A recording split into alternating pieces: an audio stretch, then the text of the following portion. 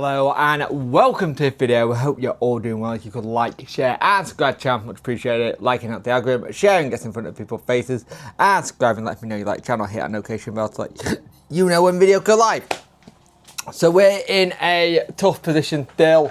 We're on the 19th of, no we're not. We're on the 20th of June, sorry. And 13 players still not paid. The next load of payments for everybody in the club is about to start getting processed. HMRC will be in a couple of days. None of this I don't think getting paid at all. There's nothing that shows to me that this is getting paid or anything is remotely being spoke to in one sense, because we've heard nothing. The 13 players who are going to be 2 months without wages who can just walk away. Like, our entire first team could be just gone. Decimated. And if he thinks, oh, that'll solve my issue with payment, no, they still need to pay them, DC. They'll just take you to all the courts and go, hey, you still owe us X amount. He needs to get his finger out. He needs to give the people their wages. And some people are going to go, oh, but the footballers. No, I don't care if the footballers or whatever, they deserve their wages. They should get their wages at the end of the day. Yeah, people have gone, the PFL will sort it out. That's not the point. PFA shouldn't be getting involved. EFL shouldn't be getting involved. This should have all been done on the 30th May. And the moment he realised he didn't have money, he shouldn't be turning down bids for the club. Like, he got the audacity to turn down bids for a club when he doesn't obviously have money to run it anymore.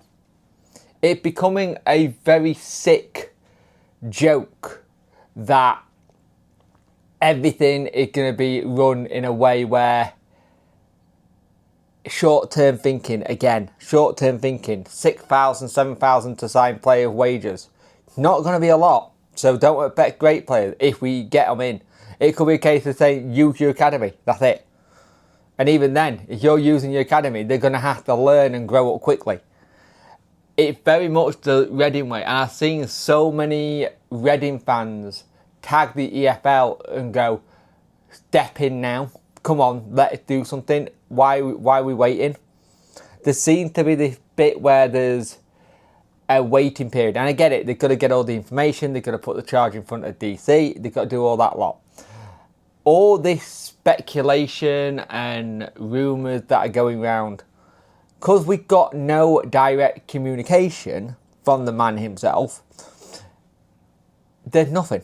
There's nothing you can do, there's nothing you can say to make a Wednesday fan feel positive for next season. Because we can't. Everyone, including myself, are now resigned to the fact that we're relegated already. And that's before we've even kicked the ball. That's how much next season I don't really want to do. And again, Danny said, next season will be a relegation season. He knew it was coming. He knew exactly what was coming from the off-go.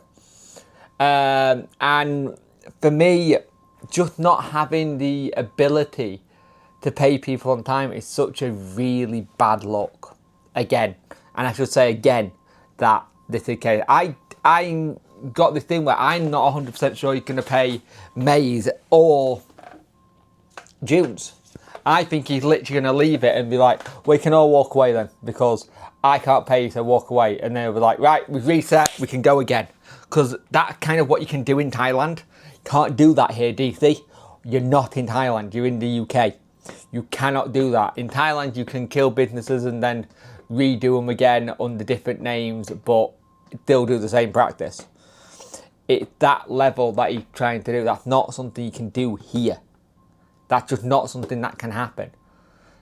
If you go bust here, you're bust. You have to start afresh. And in football terms, that's starting afresh from non-league and work your way all the way back up. I don't think it'll get that way because there's too many people who want to buy us, and eventually the EFL will step in. But at what point of the football pyramid are we going to be in when it comes to it? Are we going to be on the cusp of going into non-league and being League 2 before we finally get someone out? Or are we going to get it where, yeah, we're going to be in a relegation battle, yeah, we might be going down to League 1, but we're under new ownership, a la Birmingham, ready to move on and push on again. everything going into the next season just feels like such a farce, and feels like it just doesn't feel like we should do it. Like, next week the fixtures are coming out. I think it's 26th they come out at 12:30. Or it's either 12 o'clock or 12:30. And I'm like, what's our first fixture going to be? I should be like getting excited going, what's the first game going to be? And it actually filled me with dread to see who our first game is and see what happens. The only kind of advantage and positive that I've got is that if we can, by some miracle, get people paid, there's enough of the players who have had that raw emotion to the club, who are just deeply invested in the club, to kind of pull them up by the bootstraps and go, right, this is what we're going to do. Because at the moment it's still looking likely Danny Rule is still going to be our manager. He's already done one relegation battle, maybe he'll be able to do another one. But the thing is, it gets so much harder with everything. Everything just feels like one big slog at the minute to get anywhere close to anything remotely positive. Finding that little bit of positivity has been very difficult, because there isn't any. Let's be brutally honestly, what is positive about what Sheffield Wednesday Football Club at the minute, apart from we still got a club just? I really want to know what Wednesday do next and what the roadmap is and how it's going to go about it. Because right now, there's no roadmap to what goes next. There's no direction to what goes next. We're in the wind of fans. I know the fans that are saying they've got season tickets, so they're going to go because they've got the season ticket. They don't want to waste the season ticket, even though it's probably not going to be the best football. Which could be probably an understatement. But what gets me is that we're still waiting on the next thing to happen. So what is the next thing that happens? Is it players being able to hit the contracts and walk away? Is it the HMRC bill not being paid? What we could do with some good news and something to say that he's talking to interested parties about the club going to different ownership. And granted, even if we're in a relegation battle still, and by some miracle we survive it, say we're in a relegation battle and by some miracle we survive it again, we do the impossible again, and we have it that we literally can like build in the championship, fantastic. But under new ownership, I think if we have something under new ownership and we get a little bit of a positive spin saying he's sold, they're doing the dotting the T's, they're dotting the I's, crossing the T's, sorry, and getting the right people involved and making sure the right people are ready to go and the right people are going to be there and give us a plan, even under a free transfer fee, loan fee embargo, and you can only pay 6k for players, as long as they get the right people in to recruit, you could potentially do it.